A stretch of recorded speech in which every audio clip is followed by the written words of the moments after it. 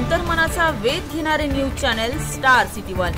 राज्यातील आणि देशातील राजकीय घडामोडी पाहण्यासाठी आणि इतरही बातम्या पाहण्यासाठी सबस्क्राइब करा स्टार सिटी वन। अरे माझ्या वडिलांचा फोटो, मी काढलेला फोटो लावून तुम्ही माझ्या वडिलांचा फोटो चोरून तुम्ही मत मागून विजयी झालेला आहात। अरे चोरट्यानो, भामट्यानो, तुमचा विजय हा खरा विजय नाहीये। आपल्या बाबतीत जो खेळ केला तोच त्यांनी राष्ट्रवादीच्या बाबतीत केला।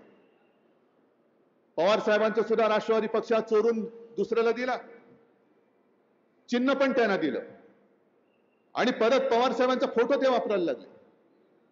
मग तुम्ही म्हणाल जसं पवार साहेबांनी कोर्टात जाऊन त्यांना बंदी केली तसं तुम्ही का नाही केलं?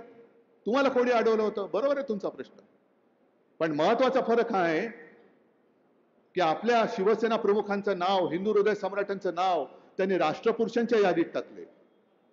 आपल्याला काय वाटलं की काय प्रेम आहे, मोदी बाबांचं प्रेम आलं म्हणून त्यांनी एका पुण्य पवित्र भावनेने शिवसेना प्रमुखांचं नाव यादीमध्ये टाकलं नाही। तेव्हापासून यांची कपट कारस्थानं सुरू झाली होती आणि राष्ट्रपुरुषाच्या यादीत नाव टाकल्यानंतर त्यांच्या फोटोचा वापर कोणी करू शकतं, जो मोदींनी स्वतः केला।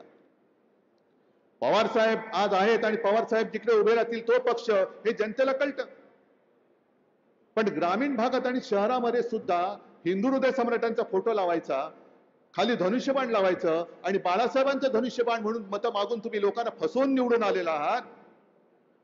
मग मला अभिमान आहे, मी बाळासाहेबांचे संस्कार घेऊन, तुम्ही चोरलेलं धनुष्यबाण घेऊन सुद्धा मी मशाल घेऊन तुमच्या समोर जे काही